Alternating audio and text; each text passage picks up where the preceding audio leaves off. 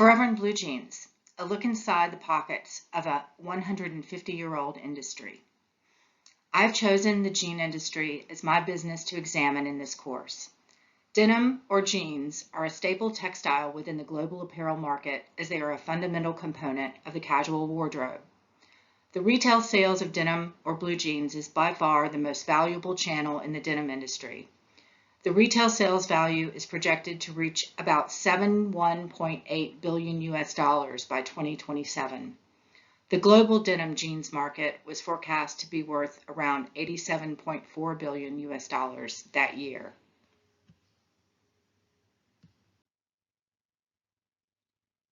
Today, we will look at what are blue jeans, their history, the brands involved, who buys jeans, technological advances, how big the industry is, the competition, advantages and disadvantages of entering the market, and a look at jeans around the globe.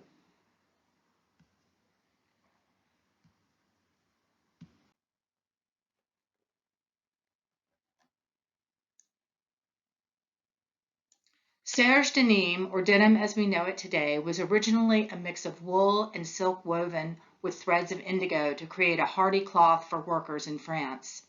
The French town of Nîmes had a booming textile industry in the latter part of the 17th century, and serge denim was exported across Europe.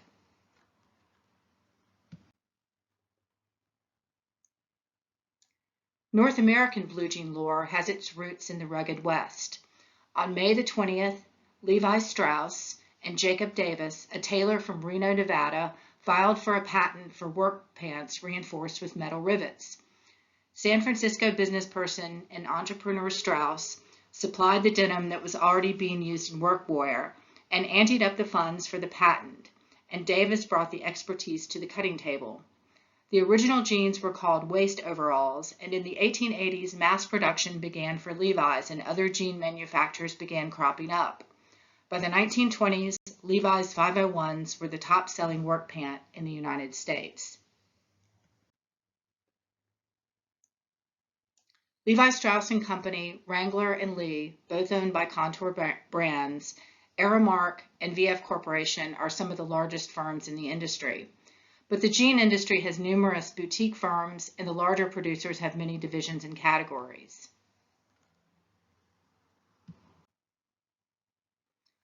Who buys jeans? A 2020 study by Civic Science revealed that brand-specific retailers carry a small percentage of denim shoppers, 13%. However, the survey also shows that these brand-specific store shoppers are by far and the most willing to spend up to $100 on a pair of jeans, 41%. Department store shoppers consumed 16%, big box stores 29%, and 13 to 18% of jean shoppers do so online, with women shopping more online for jeans than men.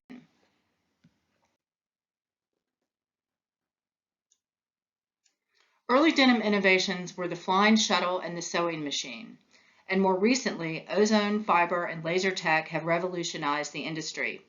New fiber blends, including stretch denim blend, have increased long wear and silhouette, and fibers such as Cordura, Kevlar, and Dyneema have been incorporated to mitigate crotch blowout. The sustainability trend has brought about alternatives to the water-dependent cotton crop, including hemp and linen and man-made lensing tencel and micromodal. Recycled fibers such as Refibra are also revolutionizing the industry. Indigo dyeing modulation efforts are also changing to limit the water requirements powder indigo once demanded.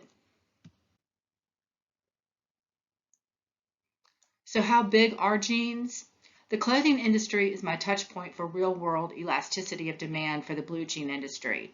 The absolute value for price elasticity of demand of clothing is 0.64%, making the demand inelastic. The NAIC classification for jean manufacturing is 315210, falling under the classification of cut and sew operations. The SIC classification is 2339. Blue jeans are considered a private normal good. They are a rival excludable good because they can only be possessed by a single user.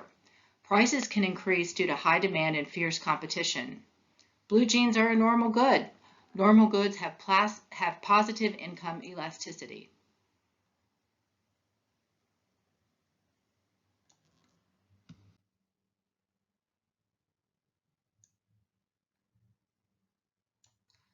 I've also created a revenue by year sheet forecast to get an idea of what might happen going into 2026 based on previous data.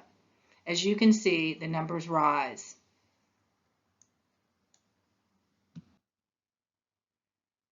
So who are the big fish in blue jeans? The top competitors in the jean market are Abercrombie & Fitch, Adidas, American Eagle Outfitters, Ascenta Retail Group, Aramark, Burberry, Cintas, Carter's, Dillard's, Esprit, Limited Express, Guess, G3, H&M, Hen and Moritz, Hugo Boss, Contour Brands, Levi Strauss, Nike, Nordstrom, Oxford, Perry Ellis, PVH, Ralph Lauren, The Gap, Under Armour, UniFirst, Urban Outfitters, VF Corporation, and Wolverine Worldwide.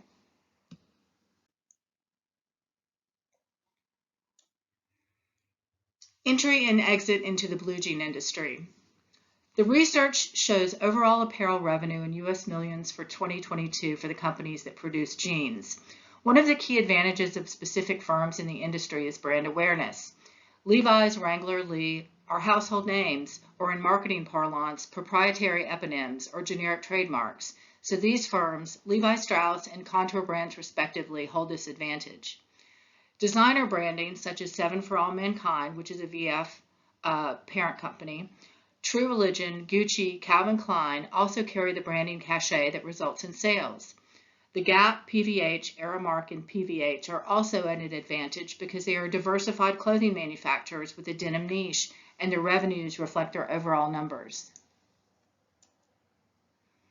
Monopolistic competition exists when many companies offering competing products or similar services are similar but not exact.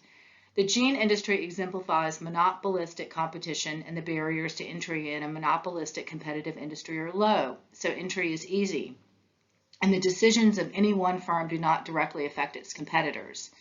The same goes for exiting the industry, as the model is characterized by many firms producing similar but differentiated products.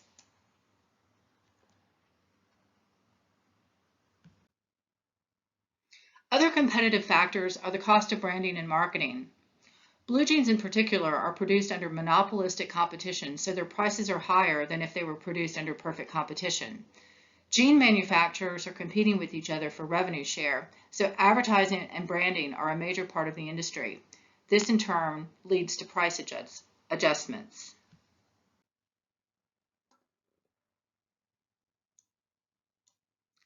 Blue jeans are predominantly comprised of cotton and denim fabric, along with gold and brass, nickel, aluminum, and manganese zippers, buttons, and rivets. In addition to the pesticides used in cotton production, chemicals are often used in the dyeing process of denim, some of which can release carcinogenic amines. There is valid regulation in the denim industry due to dyes, washes, and chemical treatments used in the making of denim. The making of jeans is a complex web of international manufacturing processes, with 50% of the market fabricating in Asia, China, India, and Pakistan specifically, with some manufacturing still taking place throughout Europe and North America, thus complicating the tariff structure. Aggregate economic policies and circumstances are a large factor in the blue jean industry, as half of the production is centralized in Asia, with China and Pakistan and India again playing key roles. These economies saw a strong rebound of 6.5% in 2021, and growth in Asia and the Pacific is estimated at 4.0 for 2022 due to global uncertainties, including the war in Ukraine. As the pandemic begins to fade, headwinds from global financing tightening and an expected downturn in demand is predicted. But despite a global downturn, Asia is expected to expand.